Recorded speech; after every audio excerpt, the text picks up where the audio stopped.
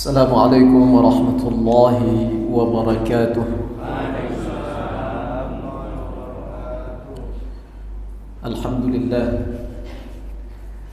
Alhamdulillahilladzi farada alaina siyam Ramadan. Wassalatu wassalamu ala sayyidil anam wa munzali alaihi al-Quran wa ala alihi wa sahbihi wa man tabi'ahum bi ihsan. اللهم أخرجنا من ظلمات الوهم وأكرمنا بنور الفهم وافتح علينا بمعرفة العلم وحسن أخلاقنا بالحلم وانشر علينا من خزائن رحمتك. سبحانك لا علم لنا إلا ما علمتنا إنك أنت العليم الحكيم. رب اشرح لي صدري ويسر لي أمري واحلل عقدة من لساني يفقه قولي. اللهم اجعلنا ممن يستمعون القول فيتبعون أحسنه. Alhamdulillah, senantiasa kita memuji dan bersyukur kepada Allah Azza wa Jalla atas limpahan nikmat dan segala karunia-Nya yang hingga saat ini kita masih diberikan kesehatan, kesempatan, hidayah dan juga taufik untuk senantiasa dapat selalu beristiqamah di dalam berubudiyah kepadanya. Maka tidak ada untaian kata yang paling indah untuk kita ucapkan melainkan dengan bertahmid kepadanya. Alhamdulillahi Rabbil Alamin. Yang mudah-mudahan kita semua adalah hamba-hamba Allah yang senantiasa bersyukur kepadanya. Bersalawat dan salam kita ucapkan kepada junjungan alam, Nabi yang agung, Rasul yang mulia, Baginda Muhammad sallallahu alaihi wasallam, dengan mengucapkan Allahumma salli ala sayyidina Muhammad wa ala ali sayyidina Muhammad. Assalamu alayka ya Rasulullah. Assalamu alayka ya Habiballah. Mudah-mudahan dengan senantiasanya kita bersalawat dan salam kepada beliau serta mengikuti, mentauladani akan sunnah-sunnahnya, insyaAllah kelak kita semua akan mendapatkan syafaatnya. Amin ya Rabbal Alamin. Hadirin wal hadirat, Bapak Ibu jamaah salat fardu subuh Masjid Nurul Ikhwan, yang insyaAllah kita semua senantiasa di dalam limpahan rahmat dan kasih sayangnya Allah Subhanahu wa ta'ala. Pada kesempatan di pertemuan yang berbahagia ini, kita akan melanjutkan kembali kajian kita, di mana tema pembahasan kita pada kali ini yaitu mengenai fi fadilatil i'tikaf, keutamaan tentang beriktikaf dan ketentuan-ketentuan i'tikaf. Bapak Ibu hadirin yang dimuliakan oleh Allah Subhanahu wa ta'ala, asal mula daripada ibadah i'tikaf ini, Rasulullah sallallahu alaihi wasallam mengerjakannya sejak dari 10 awal, kemudian 10 pertengahan, kemudian 10 akhir. Ini asal mula i'tikaf yang dilaksanakan oleh Rasulullah sallallahu alaihi wasallam. Di dalam sebuah hadis, Rasulullah sallallahu alaihi wasallam menjelaskan, inni i'takaftul ashral awal, sesungguhnya aku beriktikaf 10 awal. Altamisu hadhihi lailah, untuk demi berharap-harap mendapatkan malam yang penuh dengan keberkahan itu, kata Rasulullah, yakni malam Lailatul Qadar. Summa i'takaftul ashral awsat, kemudian aku beriktikaf lagi di 10 pertengahan, dan demi berharap-harap mendapatkan malam Lailatul Qadar.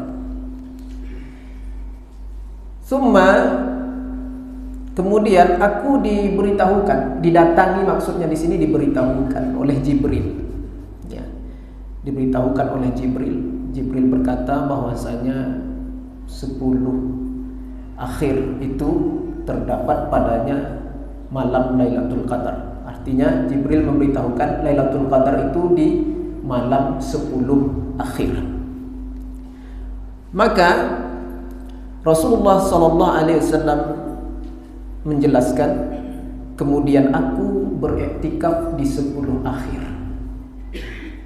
Dan ini senantiasa atau selalu istiqamah Rasulullah lakukan di setiap 10 akhir sampai Rasulullah SAW wafat, dilanjutkan oleh istri beliau. Bapak Ibu hadirin yang dimuliakan oleh Allah Subhanahu wa taala, kemudian Rasulullah menjelaskan, faman ahabba minkum ayya'takifa falya'takif. Maka sesiapa di antara kalian yang ingin beriktikaf juga, kata Rasulullah, falya'takif, maka silahkan beriktikaf. Nah, di 10 akhir ini anjurannya sangat dikuatkan ya, untuk kita berharap-harap, iltimas ya, berharap-harap mudah-mudahan berpas-pasanlah di malam kita beramal ibadah itu, di malam kita sholat tarawih, qiyam Ramadan, ya, tahajud, witir, taubat, tasbih, ya, sunat-sunat yang lain, kemudian dengan doa-doanya, istighfarnya dan segala macamnya. Maka jika berpas-pasan di malam itu turunnya malam Lailatul Qadar, maka insyaallah kita sudah mendapatkan fadilah, keutamaan satu malam yang lebih baik daripada 1000 bulan.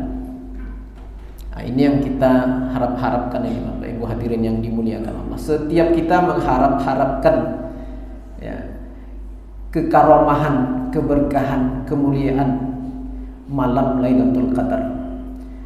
Jadi tidak mesti melihat pohon sujudnya Bapak Ibu ya, tidak mesti melihat bintang-bintang di langit itu turun ke bumi begitu ya, atau air membeku, macam-macam lah ya yang kita dengar selama ini kan. Tidak mesti. Kalaupun itu diberikan kepada orang-orang tertentu ya, orang-orang khusus oleh Allah Subhanahu wa taala. Intinya enggak mesti seperti itu baru dapat Lailatul Qadar itu. Kita beramal ibadah di malam itu ya. Kita baca Quran, kita istighfar, kita salat sunat taubat, amal-amal ibadah kita tingkatkan di 10 akhir itu. Pas-pasan malam itu turunnya, dah dapat kita keutamaannya itu. Ya, dah dapat kita malam Lailatul Qadar itu. Nah, baik. Bapak Ibu hadirin yang dimuliakan Allah Subhanahu wa taala. Kemudian ada beberapa hal yang mesti kita ketahui. Yang pertama masalah rukun ya, masalah rukun i'tikaf.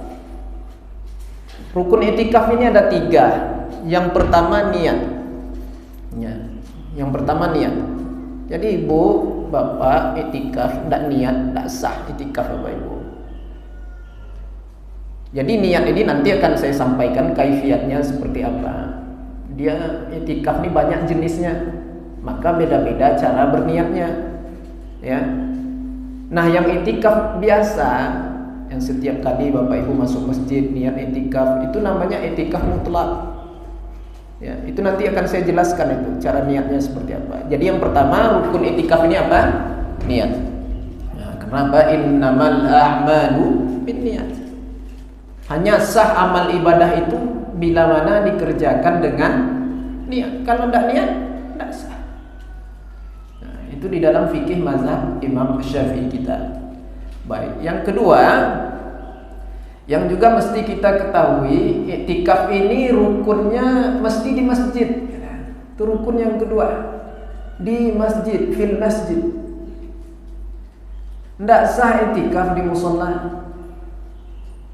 Atau ada musola di rumahmu, ibu i'tikaf di situ, tidak sah. Ini di dalam mazhab Imam Syafi'i kita, mesti di masjid. Yang afdal itu masjid jami'. Apa masjid jami'? Masjid raya, masjid besar.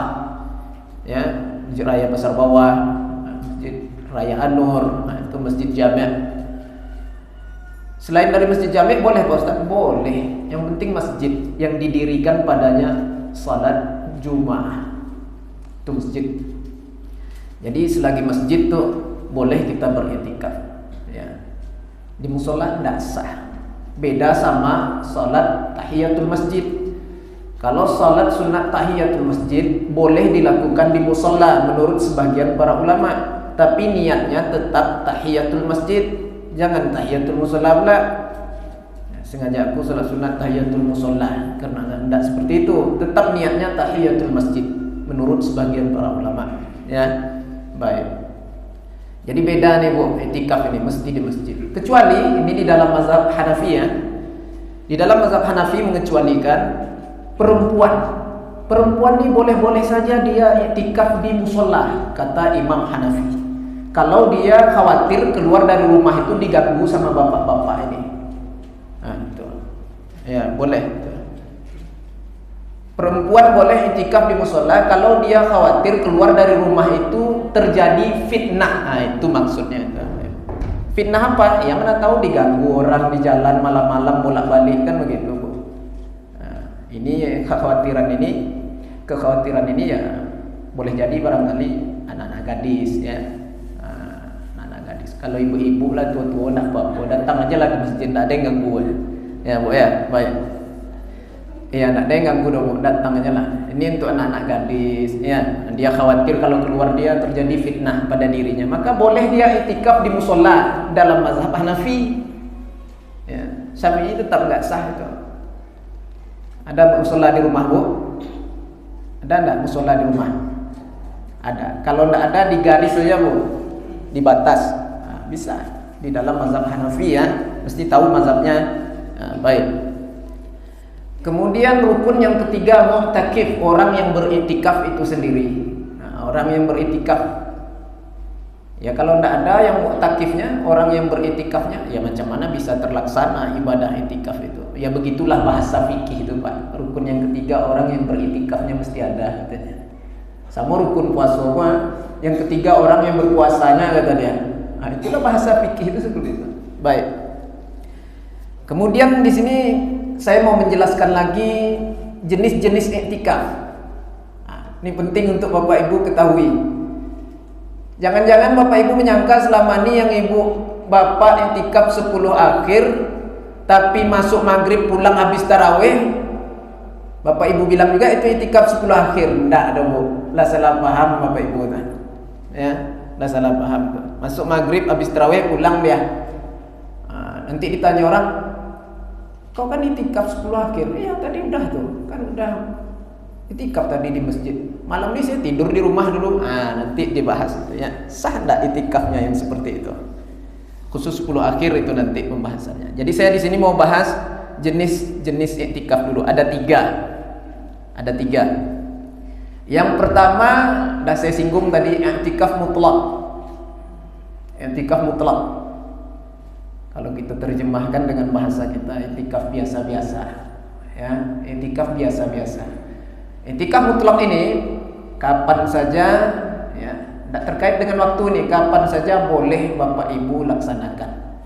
Intinya setiap kali masuk masjid baca doa masuk masjid, Allahumma ftahli abwaab rahmatik, kemudian tambah lagi dengan niat i'tikaf. Nah, cara niat beriktikaf jenis yang pertama ini, nawaitu an a'takifa fi hadzal masjidi ma dumtu fihi lillahi ta'ala.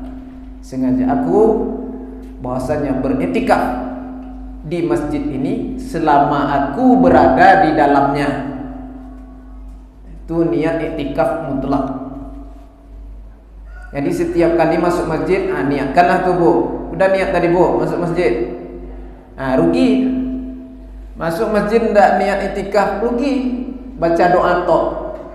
Baca doa Allahumma ftahli abwaab rahmatik saja, tapi tidak berniat i'tikaf, rugi. Kenapa rugi? Ketika kita niat i'tikaf Bapak Ibu, kemudian kita duduk di masjid itu, ya, kita berzikir, baca Quran, ataupun duduk-duduk aja dia sambil nunggu waktu sholat masuk umpamanya nih ya, atau tertidur dia bahkan, nah, itu mendapatkan pahala senantiasa beribadah. Bahkan tertidurnya dia dinilai senantiasa beribadah kepada Allah. Itu kelebihan orang yang masuk masjid niat i'tikaf. Walaupun tidak ngapa-ngapain demo, tapi dapat pahala senantiasa beribadah kepada Allah Subhanahu wa taala. Kan rugi kalau masuk masjid tidak niat i'tikaf. Niat i'tikaf yang seperti itu adalah niat i'tikaf mutlak. Ya, niat i'tikaf mutlak. Mesti dipahami itu, ya. Itu jenis yang pertama. Yang ini tidak mesti sampai 1 hari. Dia tidak terkait dengan hari, dengan waktu. Kapan saja boleh. Sekurang-kurangnya dia dianggap sebagai orang yang beriktikaf itu lamanya berapa lama di masjid yang iktikaf mutlak ini. Sekurang-kurangnya berapa lama dia di masjid. Sekedar tumakninah, itu di dalam fikih. Sekedar tumakninah, masuk dia baca niat iktikaf tadi, kemudian duduk dia di masjid, sekedar tumakninah. Tumakninah itu sekedar bacaan subhanallah di dalam fikih. Itu sekejap sekali itu, Bu, sebentar aja tuh. Itu tegak dia, keluar dia. Itu sudah dianggap mu'takif. Tapi yang begini tidak dianjurkan. Masa iya masuk masjid niat itu duduk aja pergi dia. Setidak-tidaknya masuk masjid niat i'tikaf, kemudian sholat sunat 2 rakaat. Yang itu yang dianjurkan. Jadi saya mau menyampaikan kadar aja tadi itu. Kadar lama, berapa lama dia di masjid itu sehingga disebut sebagai mu'takif, orang yang beriktikaf. Sekedar subhanallah. Tapi yang begini tidak dianjurkan. Sholat sunatlah 2 rakaat. Itu baik. Kalau dia masuk dari masjid, masuk dari pintu situ, Bu, niat i'tikaf, kemudian dia tidak berhenti, keluar langsung ke sana. Ini orang i'tikaf enggak namanya? Tidak dikatakan mu'takif. Itu namanya orang lewat, orang melintas namanya. Ya, baik. Yang kedua, i'tikaf yang terikat dengan waktu, tapi tidak mesti terus-menerus. Dia terikat dengan waktu, tapi tidak mesti terus-menerus. Umpamanya ibu luang waktunya, libur umpamanya kerja, ya. Kemudian dia masuk masjid dengan niat sengaja, aku niat beriktikaf di masjid ini 1 hari karena Allah Ta'ala. Itu sudah terikat dengan waktu, hari itu. Dibilangnya di situ 1 hari di dalam niatnya itu. Maka memang mestilah 1 hari. Berarti 1 hari berapa jam, Pak? 24. 1 hari 24 jam. Masuk maghrib dia keluar maghrib. Masuk maghrib, keluar maghrib. Itu i'tikaf full 1 hari itu, 24 jam, ya. Baik. Atau dia masuk masjid dengan niat i'tikaf 2 hari. 2 hari ini apakah mesti berturut-turut, berterusan? Tidak mesti. I'tikaf yang pertama dia niat 2 hari, tapi i'tikaf yang pertama 1 hari yang pertama dia buat di hari Senin umpamanya. I'tikaf hari yang kedua dibuatnya hari Kamis, tidak ada masalah. Tidak mesti berturut-turut, kecuali diniatkannya berturut-turut. Sengaja aku beriktikaf di masjid ini 2 hari berturut-turut katanya, itu ya mesti berturut-turut. Dan ini boleh saja dilaksanakan di luar Ramadan ataupun di dalam bulan Ramadan. Iktikaf yang kedua ini. Baik. Dan cara berniat iktikaf yang kedua ini, nawaitu an a'takifa fi hadzal masjidi, sengaja aku berniat i'tikaf di masjid ini 1 hari atau 2 hari. Kalau mau berturut-turut niatkan sekaligus berturut-turut, mutatabi'an lillahi ta'ala, karena Allah ta'ala. Maka mestilah 1 hari full. Kalau niat 2 hari mesti 2 hari full. Itu boleh dilakukan di luar bulan Ramadan dan di dalam bulan Ramadan. Baik. Yang ketiga, yang 1 hari ini Bapak Ibu, kalau Bapak Ibu beriktikaf sampai 1 hari full sempurna, tidak melakukan pantangan-pantangan, artinya yang membatalkan iktikaf itu ini pahalanya besar. Kalau sampai 1 hari full itu pahalanya besar. Dalam hadis Rasulullah SAW menjelaskan, man i'takafa yauman, sesiapa yang beriktikaf 1 hari saja, sesiapa yang beriktikaf 1 hari saja, maka dia mendapatkan pahala, kata Rasulullah, salasa khanadiq, 3 parit tuh. Dia mendapatkan pahala 3 parit. Satu parit itu para ulama menjelaskan jaraknya antara langit dan bumi. Allah jauhkan diri kita dari api neraka jahanam itu sejarak langit dan bumi. Satu parit. Orang itikaf 1 hari penuh dapat 3 parit. Nah, Bapak Ibu hadirin yang dimuliakan Allah Subhanahu wa taala. Ya. Tentunya pahala jenis itikaf yang pertama tadi pun dia sudah dapat itu, senantiasa mendapatkan apa? Senantiasa beribadah, pahala senantiasa beribadah. Selama dia di masjid itu dia sudah dapat itu pasti. Kemudian full 1 hari 24 jam dia dapat lagi pahala 3 parit. Allah jauhkan dirinya dari api neraka jahanam sejarak 3 parit. 1 parit itu antara langit dan bumi, masya Allah. Ya, luar biasa. Apalagi saudara-saudara kita yang sempurna itikaf 10 akhirnya itu 10 hari. Ya, baik. Itu jenis i'tikaf yang kedua, ya. Kemudian jenis i'tikaf yang ketiga, i'tikaf yang terikat dengan waktu juga dan pelaksanaannya mesti terus-menerus, Bapak Ibu. Nah, cara pelaksanaannya mesti terus-menerus. Tidak boleh bolong-bolong. 10 hari akhir di bulan Ramadan. Ini nih yang agak berat sedikit, Bapak Ibu. Ini mesti disiplin kita sedikit, menahan diri di masjid. Itikaf yang mencapai 1 hari atau 10 hari akhir yang khusus di 10 Ramadan akhir itu mesti disiplin sedikit, Bapak Ibu. Ya, tidak boleh sembarangan, tidak boleh seenak kita. Belajar fikihnya. Ya, jangan itikaf orang itikaf awal. Ya. Itikaf di mana? Oh, saya itikaf 10 akhir di Masjid Raya An-Nur. Kok pulang kau? Ya, bosan di masjid. Ya, nantilah zuhur balik lagi, batal itikafnya. Ya. Nah, Ibu. Baik. Jadi itikaf 10 akhir ini pelaksanaannya mesti terus-menerus. Ada program 10 akhir di masjid kita nih, Ibu. Ada enggak program itikaf 10 akhir di sini? Enggak ada dong. Nah, kalau misalnya ada kan saya mau tanya berapa orang yang netap di masjid, yang tidak kemana-mana. Memang di masjid ya, kecuali hajat-hajat penting, hajat-hajat pribadi, mandi, qada hajat, buang air kecil, buang air besar. Ibu-ibu masak buat makanan buka puasa sama sahur untuk suaminya di masjid, boleh pulang apa-apa. Itu boleh, tidak mesti mandi di masjid, Pak. Itikaf di masjid, mandi di masjid, buang air di masjid, penuh safety tank sebulan Ramadan. Nah, Ibu yang dimuliakan Allah. Nah, ini penting untuk kita pahami. Kalau hajat pribadi penting, ya mesti dia lakukan. Kalau tidak dia melakukan, tidak bisa. Dia boleh pulang, tidak ada masalah. Tapi untuk itu aja, tidak boleh yang lain. Ya, baik.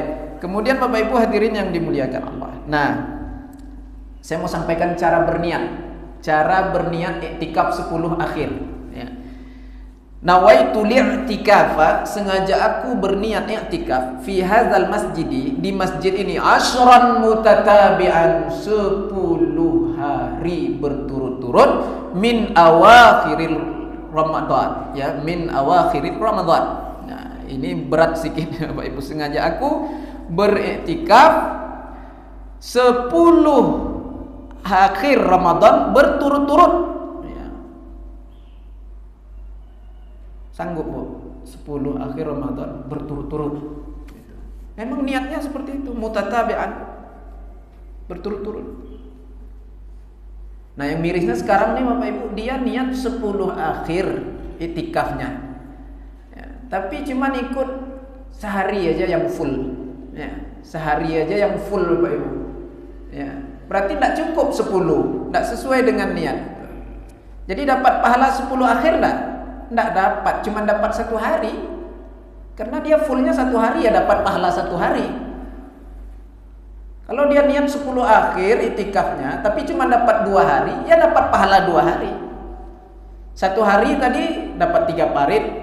Kalau 2 hari full 6 parit.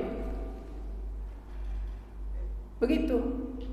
Jadi yang itikaf, sebenar itikaf itu, Bu, yang memang tidak kemana-mana, ya, memang menempati, ya, berdiam di masjid. Nah, itu. Baik. Kemudian selanjutnya ada 7 perkara yang membatalkan i'tikaf. Nah, ini yang mesti diperhatikan. 7 perkara yang membatalkan i'tikaf.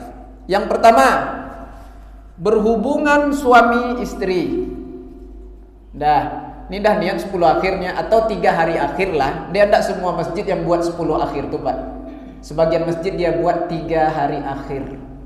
Ya, i'tikaf 3 hari akhir dari 10 akhir. Itu bahasanya seperti itu. I'tikaf 3 hari akhir dari 10 akhir Ramadan. Ada juga yang buat 3 hari programnya.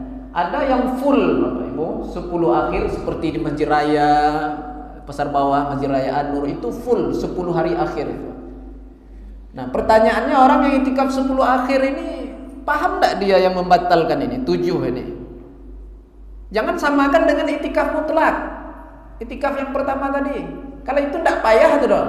Masuk sebentar aja sekedar tumakninah, keluar ya i'tikaf. Tapi yang mencapai 1 hari atau yang khususnya 10 akhir ini, Bapak Ibu, itu ada hal-hal yang membatalkan, yang mesti kita perhatikan. Tidak boleh dilanggar ini. Yang pertama apa? Berhubungan suami istri, tidak boleh. Dia i'tikaf belum sampai 1 hari lagi, Pak. Malam dia baliklah, dia pulang ke rumah. Atau i'tikafnya masih 2 hari, dia niat 10 hari akhir, masih 2 hari masih. Kemudian malam habis tarawih balik dia pulang ke rumahnya. Maaf, dijumpainya istrinya, berhubungan badan, dia batal i'tikafnya. Jadi berapa hari cuma dapat tuh? 2 hari belum full lagi nih, Pak. Batal i'tikafnya gara-gara berhubungan sama istri. Berapa hari dapatnya cuma tuh? 1 hari ya. Dapat 1 hari ya. Tapi kan di bulan Ramadan nih Pak Ustaz, di 10 akhir. Iya, dapat 1 hari akhir di bulan Ramadan, 10 akhir tuh. Jadilah pada ndaknya itu. Nah, Ibu yang dimuliakan. Kalau bisa dijaga. Kalau memang niat 10 akhir ya full 10 akhir. Ya. Itu yang pertama. Jadi sudah kejadian di masa Rasulullah nih, Bapak Ibu yang dimuliakan Allah. Sahabat tuh tengah hari, di tengah malam, dia curi lari pulang ke rumah. Nah, bahasa Melayu curi lari. Malam dia pulang. Anggaplah jam 1, jam 2, balik dia ke rumahnya. Dia sedang i'tikaf 10 akhir. Masuk lewat pintu belakang. Rumah sendiri nih ya, lewat pintu belakang dia masuk. Kenapa? Malu lah, sedang i'tikaf, takut ketahuan nih. Maka turun ayat, Bapak Ibu yang dimuliakan Allah. Laisal bir bi an ta'tul buyuta min zuhuriha. Tidaklah suatu kebaikan, bukan suatu yang baik, kata Allah, ketika kalian masuk rumah itu lewat pintu belakang. Walakinnal birra man ittaqa. Yang kebaikan itu adalah bagi orang-orang yang takwa. Wa'tul buyuta min abwabiha. Masuklah rumah itu lewat pintu depan. Ini kasus orang curi lari malam, Bapak Ibu. Ya, ketika i'tikaf, di sebagian tafsir para ulama kita menjelaskan seperti itu. Turun ayat lagi, wala tubashiruhunna wa antum aakifuna fil masajid.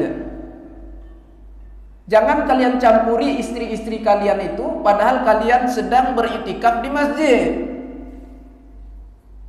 Jadi sepakatlah ulama, orang yang beriktikaf niat sampai 1 hari atau 10 hari akhir full, itu kalau pulang berhubungan intim suami istri batal iktikaf. Ya, baik. Kemudian yang kedua yang membatalkan iktikaf ini gila, Ibu. Gila. Ya, sedang iktikaf kumat gilanya. Itu ya, batal iktikafnya. Kalau di tengah hari puasa kumat gilanya, batal puasanya, batal iktikafnya. Kalau dia sedang iktikaf tuh, ya. Baik. Kemudian yang ketiga mabuk. Ya, mabuk ini tidak perlu kita bahas panjang lebar lah ya. Siapa pula yang mabuk bulan Ramadan ini? Baik. Intinya mabuk itu membatalkan iktikaf. Yang keempat, mengeluarkan sperma dengan sengaja. Maaf, ini mesti saya sampaikan ya Bapak Ibu ya. Di fikih ini. Mengeluarkan sperma dengan sengaja. Bahasanya kalau laki-laki itu onani, ya, perempuan masturbasi. Dia sedang iktikaf.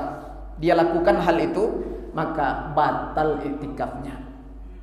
Kalau di tengah hari puasa dia lakukan itu, batal puasanya, batal iktikafnya. Nah, itu nanti puasanya diqadha di hari yang lain itu. Orang batal puasa karena onani ini gimana nih Pak Ustadz? Jadi kalau maaf dah batal tuh boleh dia makan Pak Ustadz? Nggak boleh. Sama orang dengan lupa niat ini, kasusnya sama ini.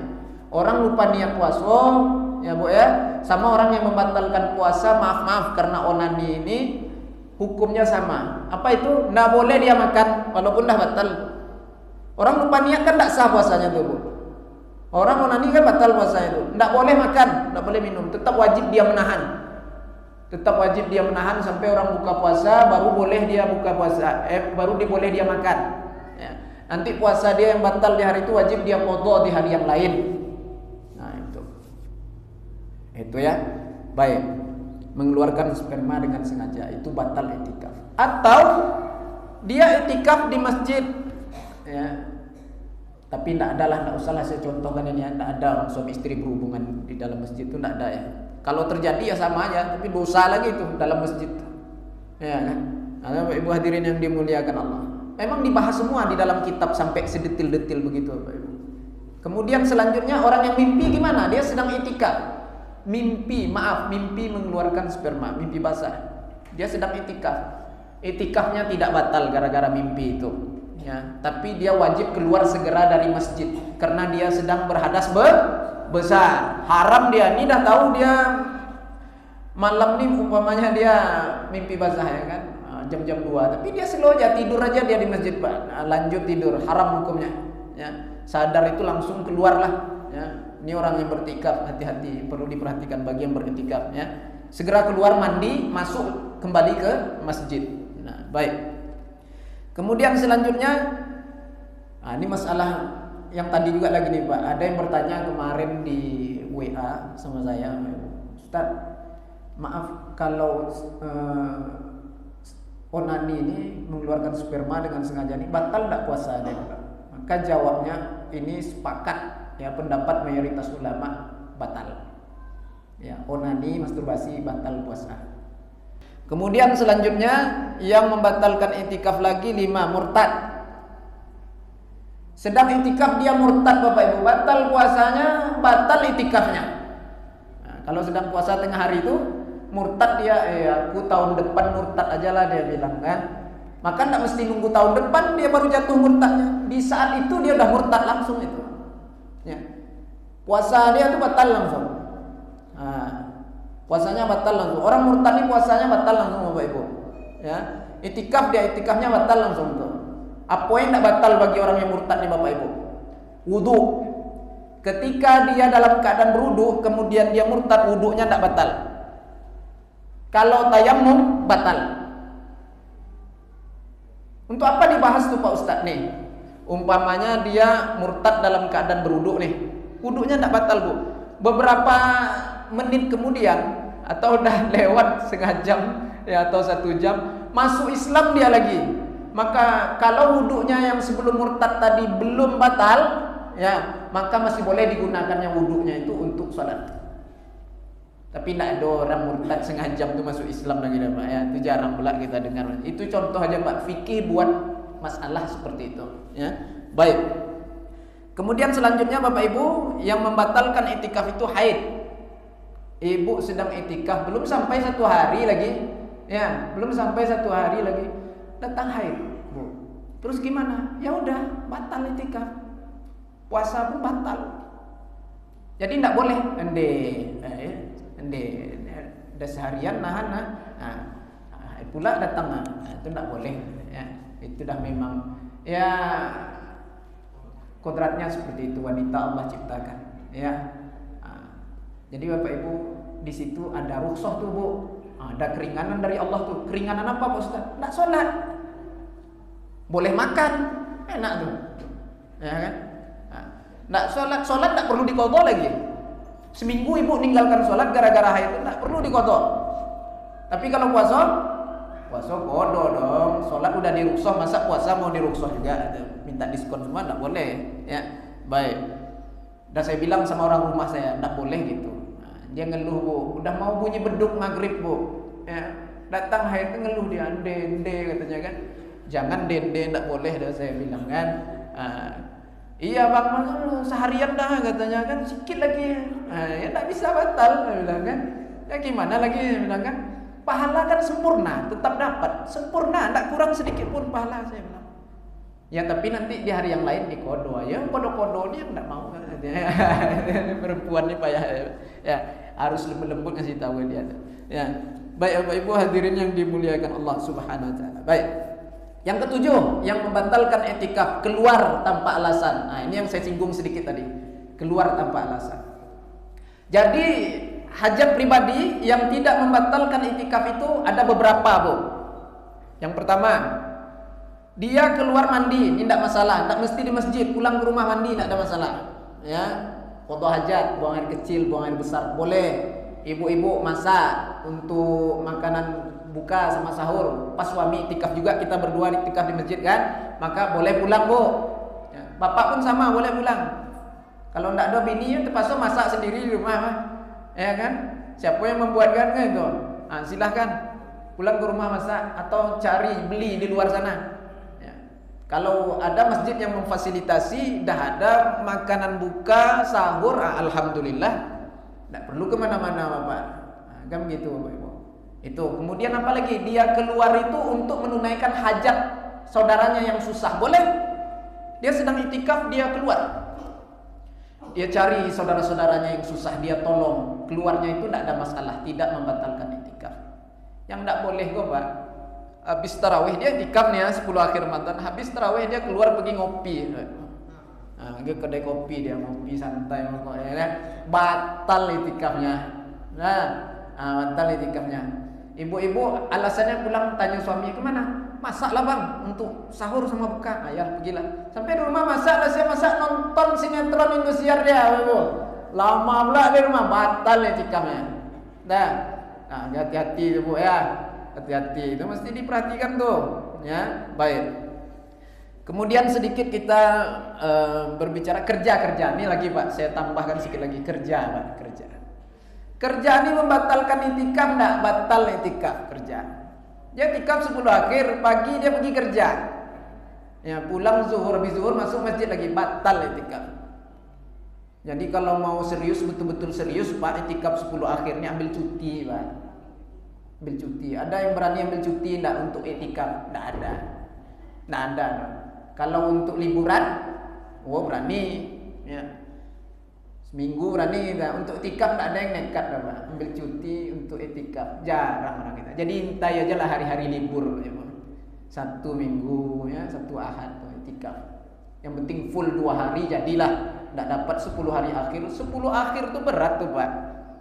Emang harus menempat, mendiami di masjid itu, tidak boleh kemana-mana, kecuali hajat-hajat yang saya sebutkan tadi itu.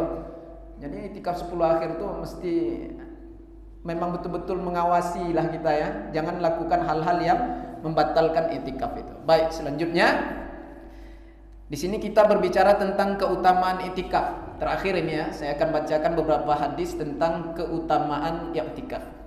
An Abdullah bin Abbas. Yang pertama hadis yang datang jalurnya daripada Ibnu Abbas. Ibnu Abbas berkata, qala Rasulullah sallallahu alaihi wasallam, Rasulullah sallallahu alaihi wasallam bersabda, "Man masya fi hajati akhihi." Sesiapa yang berjalan untuk menunaikan hajat saudaranya, artinya sesiapa yang menemui saudara-saudaranya yang susah kemudian membantunya, kana khairan lahu man i'takaf min i'tikafi 10 sinin. Maka itu lebih baik daripada dia beriktikaf 10 tahun, Bapak Ibu. Ya. Itu luar biasa. Sesiapa yang menemui saudaranya yang muslim yang kesusahan, dia bantu, dia penuhi hajat-hajatnya, ya, maka itu lebih baik daripada apa? Min i'tikafi 10 sinin, daripada beriktikaf 10 tahun, Bapak Ibu. Maka dengan hadis ini para ulama menjelaskan dia keluar sedang i'tikaf untuk membantu saudara-saudaranya yang susah, itu tidak membatalkan i'tikaf, ya. Baik. Kemudian wa man i'takafa yauman, sesiapa yang beriktikaf sampai 1 hari full 24 jam itu ya, ibtigha'a wajhillah, demi mencari keridhaan Allah Subhanahu wa taala, ja'alallahu bainahu wa bainan nar, Allah akan jauhkan di antaranya Artinya Allah akan jauhkan dirinya dari api neraka itu sejarak apa? Salasa khanadiq, sejarak 3 parit. Kullu khandaqin, dan setiap satu parit itu ab'adu mimma bainal khafiqain. Itu jaraknya antara langit dan bumi. Satu hari 3 parit, Pak. Satu parit itu antara langit dan bumi. Masya Allah, luar biasa. Jadi Bu, kalau tidak dapat pun Pak 10 hari akhir ini, usahakan hari-hari libur full kan Pak. Di 10 akhir Ramadan ini dapat 1 hari, full kan 1 hari. Entah hari Ahad, ya, hari Sabtu, hari libur, full kan 1 hari Pak. Apalagi di bulan Ramadan ini Pak ya. Nah, harapan kita tentu banyak di situ ya kan. Amalan yang sunnah dinilai dibalaskan sebagai pahala yang fardu. Yang fardu dilipat gandakan menjadi 70 kali lipatnya. Nah, itu yang kita harapkan di situ Bapak Ibu hadirin yang dimuliakan Allah Subhanahu wa taala. Kemudian satu hadis yang terakhir, An Aisyah radhiyallahu anha, hadis yang datang dari Ibunda Aisyah radhiyallahu anha, anna Nabiy sallallahu alaihi wasallam, bahwasanya Nabi sallallahu alaihi wasallam kana ya'takiful ashral awakhir. Beliau senantiasa beriktikaf 10 akhir di bulan Ramadan hatta tawaffahu Allah, sehingga Allah mewafatkannya. Kemudian hadis ini panjang. Di sebagian riwayat mengatakan dilanjutkan oleh istri-istri beliau. Nah, begitu ditekankannya iktikaf 10 akhir ini. Ya. Kemudian juga ada dikatakan di dalam sebuah riwayat Bapak Ibu, ketika masuk 10 akhir Ramadan ini, Rasulullah sallallahu alaihi wasallam itu mulai syadda mizarah, mulai mengencangkan ikatan kain sarungnya. Apa maksudnya Bapak Ibu? Mulai meningkatkan amal ibadahnya. Bertambah tekun Rasulullah itu di dalam beramal ibadah ketika masuk 10 akhir. Tambah diikat kuatnya kain sarungnya itu supaya apa? Supaya jangan melorot Bapak Ibu. Karena saking semangatnya Rasulullah SAW. Kita ini apa yang melorot Bapak Ibu? Kita ini 10 akhirnya apa yang melorot? Iman melorot Bapak Ibu. Ya. Dia semakin ke hujung nih Bapak Ibu, semakin dekat dengan rayanya, semakin besar diskonnya di pasar.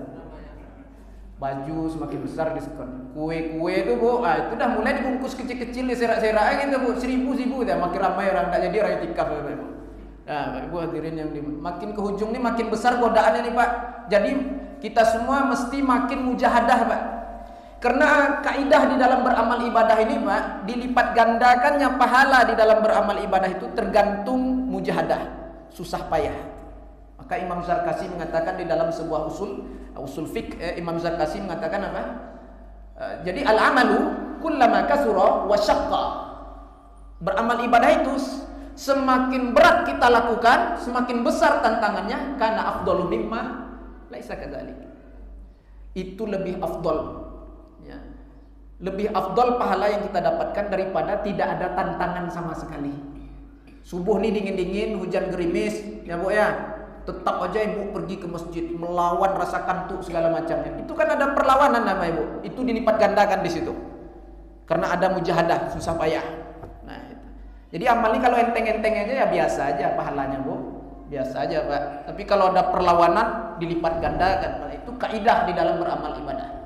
Jadi semakin ke hujung ini semakin kuat godaannya Bapak Ibu. Jadi kita semakin mesti mujahadah lagi. Jangan sampai tergoda ya. Nah, ini makin ke hujung makin sunyi aja nih Pak. Tarawih, tadarus biasanya 20 tinggal 5 orang lagi ya. Nah, Bapak Ibu yang dimuliakan Allah Subhanahu wa taala. Hati-hati jebakan Batman, setan iblis. Mudah-mudahan Allah jaga kita semua. Allah istiqomahkan kita. Tidak hanya kita tekun beribadah di bulan Ramadan ini, tidak hanya kita istiqomah bersemangat di bulan Ramadan saja, mudah-mudahan berterusan sampai setelah Ramadan berakhir insyaallah. Saya rasa cukup sampai di sini, lebih dan kurang saya mohon maaf. Wa ma taufiqi illa billah, alaihi tawakkaltu wa ilaihi unibu. Assalamualaikum warahmatullahi wabarakatuh.